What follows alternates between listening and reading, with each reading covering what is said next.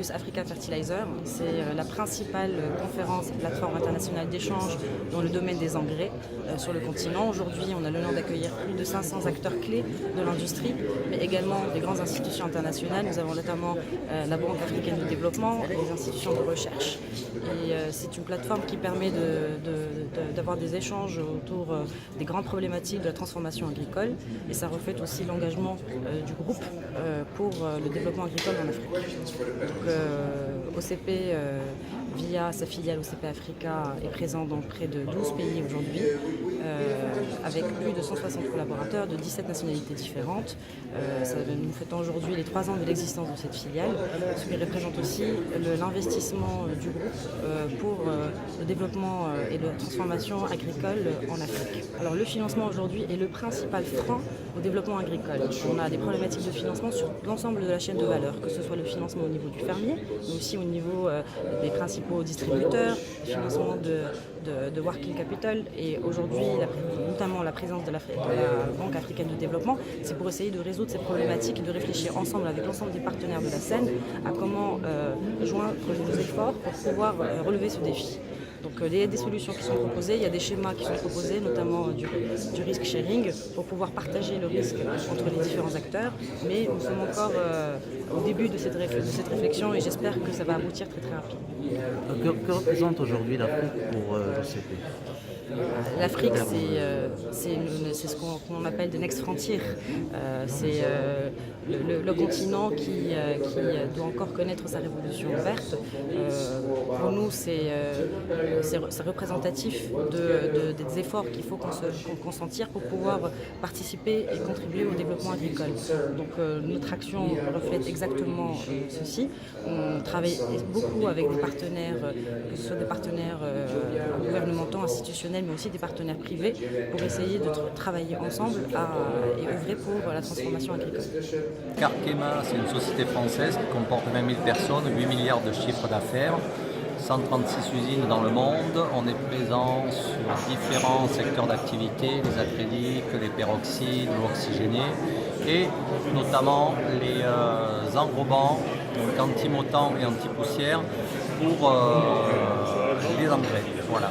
Donc notre but au niveau de l'Argus, c'est créer des contacts, des nouveaux contacts ou améliorer nos contacts avec nos clients ou nos futurs clients et amener des solutions au niveau des engrais pour améliorer aussi bien l'anti-mottage des engrais que l'effet anti-poussière des engrais.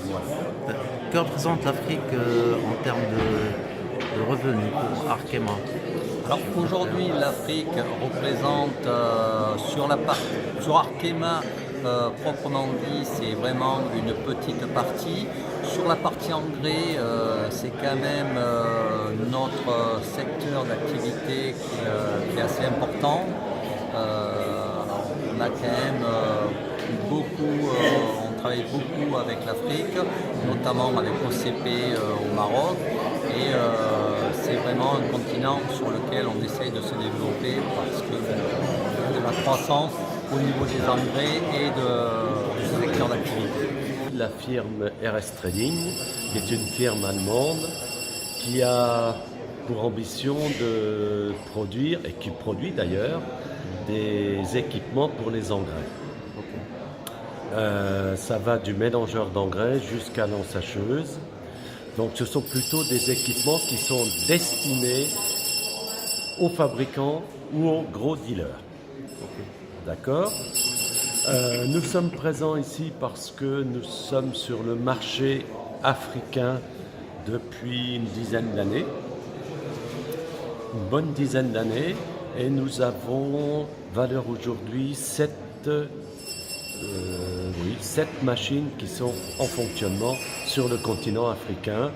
Et au Maroc Au Maroc, je n'ai qu'une toute petite machine au Maroc. Par contre, on en a au Sénégal, on en a au Togo, au Mali, en Côte d'Ivoire et en Guinée.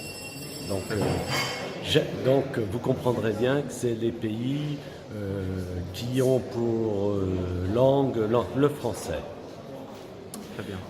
Et notre objectif ici, c'est de montrer qu'on est présent sur le marché africain et qu'on est toujours prêt à montrer nos évolutions et suivre le marché. Très bien. Que représente l'Afrique dans le chiffre d'affaires global de RS Trading par exemple? Ça représente environ 5%. 5%. Ouais. Vos objectifs à moyen terme sont de combien? Disons que dans notre stratégie globale, certes, il y aura c'est un marché qui nous intéresse, mais on ne souhaite pas non plus le porter à 50%. Donc ce sera de l'ordre de 15-20% maximum. 15-20%. Voilà. Donc les 5% représentent combien en valeur? En gros, ça fait le marché africain représente 1,5 million d'euros. 1,5 million d'euros. Très bien. Nous nous retrouvons aujourd'hui au niveau de la 10e édition de la conférence internationale FMB Argus Africa. C'est une conférence qui est dédiée au développement agricole au niveau du continent.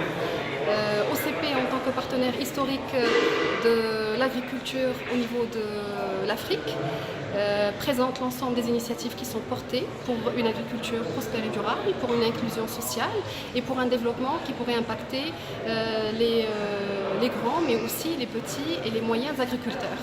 Nous présentons aujourd'hui le programme ou l'initiative El Moutmir que OCP déploie en pilote au niveau de l'échelle nationale. Je rappelle que ce programme est basé sur 3 piliers clés qui sont la démarche scientifique comme étant un investissement clé pour la durabilité de l'investissement. Le deuxième pilier, c'est l'approche partenariale. Ce que nous faisons, on le fait naturellement avec l'ensemble des acteurs au niveau de l'écosystème. Donc à titre d'information, au niveau du Maroc, on le fait avec nos partenaires distributeurs fabricants, on le fait avec la société civile, on le fait avec les coopératives, les fermiers, et on le fait avec la gouvernance en vigueur, notamment le ministère de l'Agriculture et de la Pêche maritime, du développement rural et des eaux et forêts.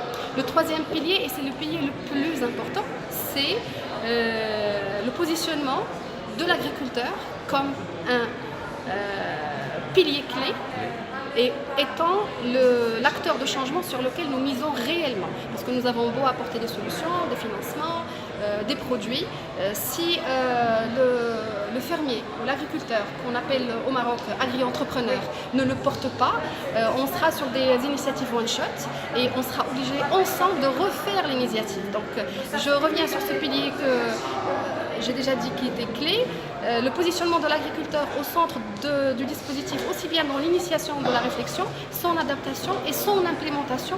Et le plus important, c'est de travailler sur ces agents de changement pour reprendre le relais et être un modèle pour d'autres agriculteurs.